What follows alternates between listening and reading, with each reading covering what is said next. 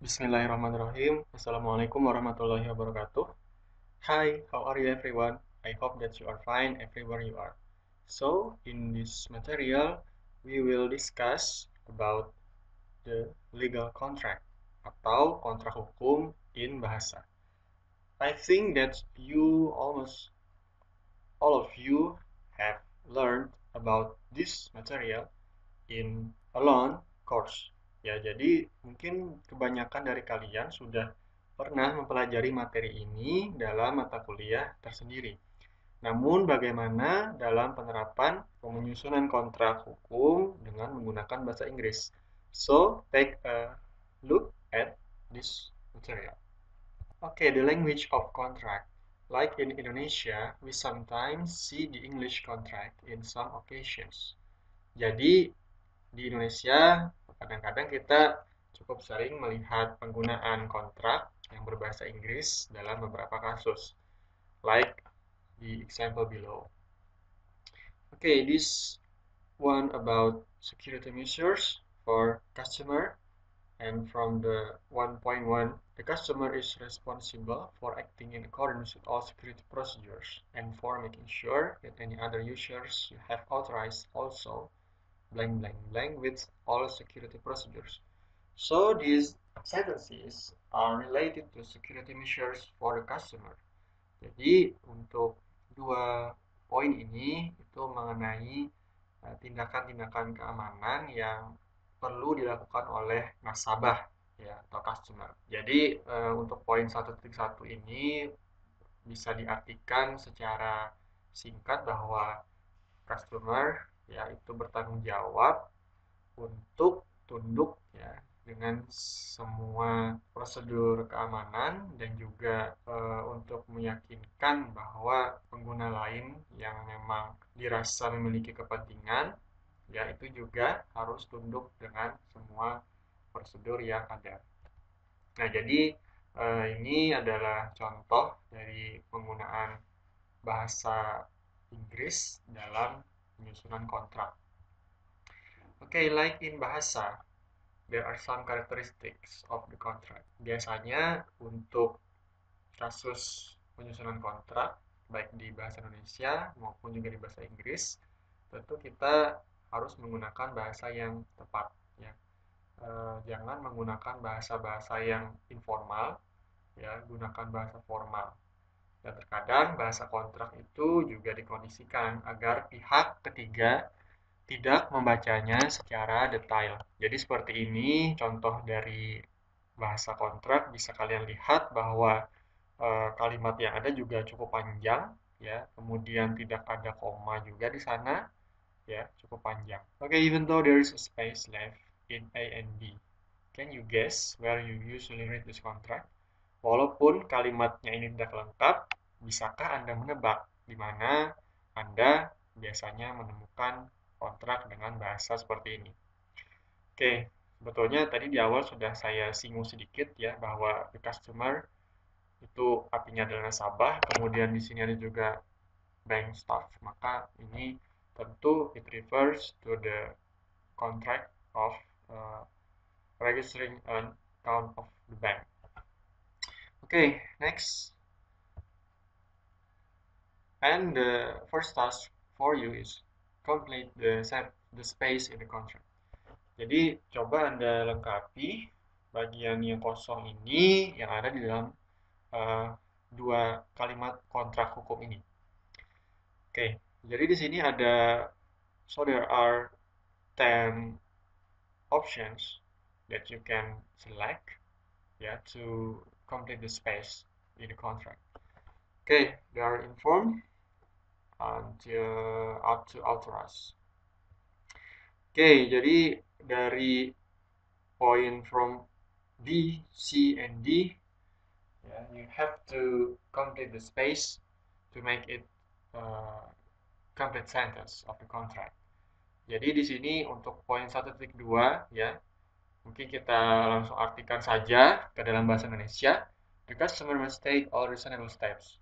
Nasabah harus melakukan upaya yang memungkinkan ya sedapat mungkin untuk bisa menjaga kerahasiaan password yang mereka miliki, and must not blank blank blank, dan tidak boleh titik-titik ya kepada orang lain, termasuk anggota keluarga, staf dari bank tersebut, dan siapapun. Kemudian untuk poin 1.3, jika nasabah atau pengguna lain yang memang memiliki kepentingan yang dirasa oleh nasabah tadi, mungkin passwordnya boleh diberitahukan ke orang yang berkepentingan tersebut, they must blank blank blank the bank immediately. Mereka harus titik-titik bank dengan segera.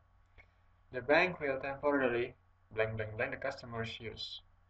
Bank akan sementara titik-titik penggunaan dari nasabah itu terhadap jasa daring until new password has been created. Hingga password yang baru telah dibuat. The bank will try to resume customer's use of the online service. Bank akan mencoba untuk melanjutkan penggunaan dari nasabah itu terhadap jasa daring sesegera mungkin. As soon as we possibly can. Oke, dari poin B, sebetulnya kita bisa mengatakan bahwa yang namanya password itu tidak boleh kita informasikan atau kita beritahukan kepada orang lain, siapapun itu, kecuali memang kita sudah memberikan kuasa kepada mereka.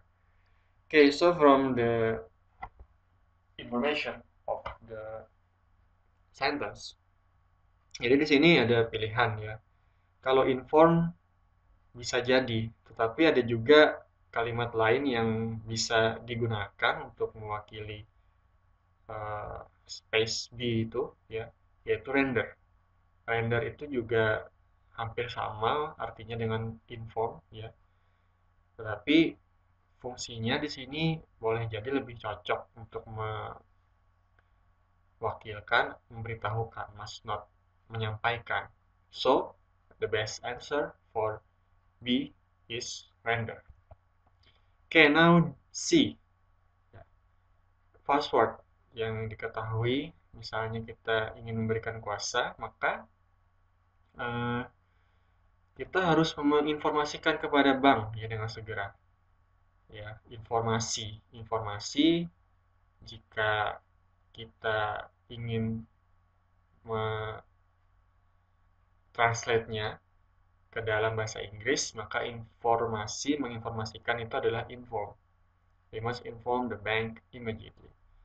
And now, the space D, ya, the bank will temporarily. Bank akan secara dalam waktu yang dekat ya atau secara sementara saja, itu tentu akan semacam membatalkan atau menunda. Di sana ada beberapa opsi ya, termasuk diantaranya suspend. Menunda artinya suspend. Ya, berarti kita lengkapi suspend untuk melengkapi jawaban D. Yeah, so, these are the answers to complete the space in this contract. Render, inform, and suspend. And now, alignment of a contract. Elemen-elemen penyusun dari suatu kontrak hukum. Jadi di Inggris ya, kontrak itu meliputi beberapa elemen seperti penawaran, offer, persetujuan, acceptance, ganjaran, consideration, dan juga keinginan untuk membuat yang namanya kontrak secara resmi. Kontrak resmi itu biasanya harus ada tanda tangan dan dibubuhkan materai biasanya. Namun elemen dalam kontrak boleh jadi berbeda di banyak negara ya. Tapi memang yang pasti harus memiliki setidaknya 4 elemen ini tadi. Yang harus diingat adalah kontrak pasti diawali dari adanya penawaran, offer, dan kemudian disetujui oleh pihak yang menerima penawaran, acceptance. Kalau offer itu suatu penawaran atau proposal yang berisikan poin-poin yang sudah jelas. Kemudian acceptance, persetujuan resmi ataupun juga tidak resmi dari pihak yang menerima penawaran atau proposal. Namun lebih disukai untuk persetujuan resmi, artinya ada semacam persetujuan secara tertulis ya dari pihak yang menerima penawaran tadi. Okay, now we have a case in educational field. So, Charlotte Davidson itu punya sekolah bahasa di Chatsworth. Our school, sekolahnya itu mengajarkan bahasa Inggris untuk mahasiswa asing. Jadi di setiap hari Kamis pada akhir bulan, ya, tiap hari Kamis di akhir bulan, itu biasanya Charlotte membawa mahasiswanya itu sehari ke London. Jadi mereka mengunjungi tempat-tempat seperti Madame Tussauds, Istana Buckingham, kemudian dilanjutkan dengan makan siang di Hyde Park. Biasanya Charlotte menggunakan jasa bus lokal untuk membawa ia dan juga mahasiswanya itu ke London. Nama perusahaan bisnya tadi itu adalah Chatsworth City Travel. Charlotte awalnya menggunakan bis ini 6 tahun yang lalu, jadi sudah cukup lama. Jadi dari situ ia mempercayai mereka punya hubungan yang baik dengan mereka. Namun demikian, Charlotte tidak pernah menandatangani kontrak dengan mereka, walaupun punya hubungan yang baik dengan mereka, ya kepercayaan yang baik. Ia selalu memesan bus itu dengan telepon. Ya. Oke, the next.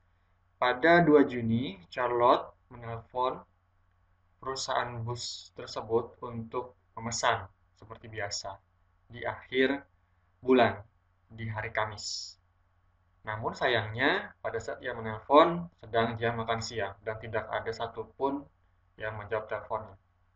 Charlotte kemudian meninggalkan pesan untuk memesankan bis seperti biasanya di hari Kamis di akhir bulan. Kemudian sekretaris perusahaan tersebut kembali menelpon Charlotte, namun Charlotte pada saat itu sedang mengajar. Ia atau sekretaris tadi hanya meninggalkan pesan. Pesannya adalah, "We are very sorry Charlotte, but we can't give you a bus on the last Thursday of this month. We will send one on Friday instead. Call us back immediately if this is okay. If you don't call us, our driver will be there on Friday." Jadi di sini pesannya adalah mereka tidak bisa untuk memberikan atau menyediakan bus seperti biasanya di hari Kamis di akhir bulan. Ya, mereka justru mengirimkan bisnya itu di hari Jumat besoknya, ya. Dan jika tawaran ini tidak disetujui, maka harapan dari sekretarisnya tadi, Charlotte bisa menelpon mereka kembali. Nah, Charlotte memerlukan bis itu sebetulnya untuk hari Kamis, bukan hari Jumat. Jadi, kenyataannya sepertinya Charlotte ini tidak menelpon kembali, ya, sepertinya. So, she used another bus company. She forgot to call. Dia lupa untuk menelpon balik perusahaan bis yang biasanya ia pesan untuk mengatakan bahwa Friday was no good. Ya, Friday itu bukanlah hari yang baik untuk dia bisa bepergian. Namun karena dia lupa menelpon, akhirnya bis tadi tiba di hari Jumat pagi. Sekarang perusahaan tersebut ingin Charlotte membayar kerugian dari penyewaan bis. Totalnya adalah 360 pounds sterling. 360 pounds sterling. So I have the role as the lawyer for this case. Ya, jadi di sini kita berperan sebagai kuasa hukum. Jadi kita memberikan saran kepada Charlotte ya mengenai kasus yang ia hadapi ya, bahwa dia dimintai 360 pound sterling. Jadi saran saya sebetulnya saran kalian bergantung kepada situasi Charlotte dengan City Travel. Kalau ia memiliki kontrak dengan mereka, maka dia wajib untuk membayar 360 pound sterling tadi. Namun jika tidak ada kontrak, maka tidak ada kewajiban untuk membayar. Dari detail kasus yang Anda baca dengan cermat, apakah terdapat kontrak yang dibuat dan disepakati oleh Charlotte dan agen perjalanan City Travel pada tanggal 2 Juni? Jika ada ataupun tidak ada, kenapa Anda memilih jawaban tersebut? Oke, jadi ini latihan, silahkan Anda kerjakan. Oke, decision of an offer, ya keputusan dari ada suatu penawaran. Bagaimana suatu penawaran itu bisa diputuskan, ya untuk diterima ataukah ditolak. So in this case, Susan Clark offers to sell Harley Quinn 2 tickets to a music festival. Jadi Susan Clark ini menawarkan kepada Harley Quinn ya 2 tiket untuk menonton festival musik. Harganya untuk tiap tiket adalah 100 pound sterling. Ada 5 cara bagaimana penawaran ini bisa diputuskan, apakah ditolak atau diterima. These are revocation, pencabutan, ya, and then rejection, penolakan, counter offer, penawaran balasan, lapse of time, jeda waktu, dan juga the last death of the offer or offering, kematian pihak yang menawarkan ataupun yang memberi penawaran. Ya. Kematian pihak yang ditawari ataupun yang menawarkan. Ya. Oke, slide berikutnya ini sebetulnya adalah kelanjutan dari kasus yang tadi. Ya, artinya di sini ada 5 macam kemungkinan ya. Jadi kemungkinan pertama adalah I'll give you 85 pound sterling instead of 100 pound sterling for each ticket. Jadi si Harley Quinn ini tadi ya, yang ditawari oleh Susan Clark itu kembali mengusulkan bahwa ia menawarkan untuk tiap tiketnya itu adalah 85 pound sterling ya, alih-alih 100 pound sterling. Jadi jawaban yang tepat sepertinya karena di situ kan ada penawaran balasan dari Harley Quinn. Maka the word or phrase that define the A is counter offer, penawaran balasan. Ya. And then B, you know those tickets you offered to sell me 4 months ago? I've decided to take them. Nah, di sini Harley Quinn bisa juga ya menjawab, kamu masih ingat tiket yang kamu tawarkan padaku 4 bulan yang lalu? Aku memutuskan untuk mengambilnya. Ya, berarti tiket tadi bisa juga ditawarkan 4 bulan yang lalu. Namun baru sekarang si pihak yang memperoleh penawaran tadi itu memutuskan untuk mengambilnya. Maka the word or phrase that constitute the case is lapse of time, karena ada jeda waktu di sana, ya, karena ada jeda waktu. Kemudian untuk poin C ini sebetulnya adalah kelanjutan, ya, jawaban yang diberikan oleh Susan Clark tadi, pihak yang memberikan penawaran, ya. Nah, di sini dia menjawab dari opsi B, bahwa ia telah merubah keputusannya. Penawaran itu tidak lagi dia berikan, ya. Jadi ia memutuskan untuk pergi ke festival sendirian saja, ya, tidak ingin menjual tiket itu tadi. Ya. So the word or phrase that represents C is revocation, pencabutan. Artinya dia tidak lagi menawarkan tiket tadi karena jeda waktunya sudah terlalu lama. And then D, I know Susan offered to sell some tickets to you, but I'm afraid she has passed away. Jadi untuk poin D ini sebetulnya orang lain yang di luar Susan dan juga Holly. Dia ini berkata bahwa Susan mungkin sudah menawarkan tiket kepadamu, tapi sepertinya ia telah meninggal. Ya, maka the word or phrase that best suits the case is death of offering. Kematian salah satu pihak, yaitu di sini pihak yang memberikan penawaran, yaitu Susan. And then the last, no thank you, the price is much too high, forget it. Sudah cukup jelas ya bahwa di sini dia mengatakan no, thank you. So this is rejection, penolakan. And then consideration, ganjaran in bahasa.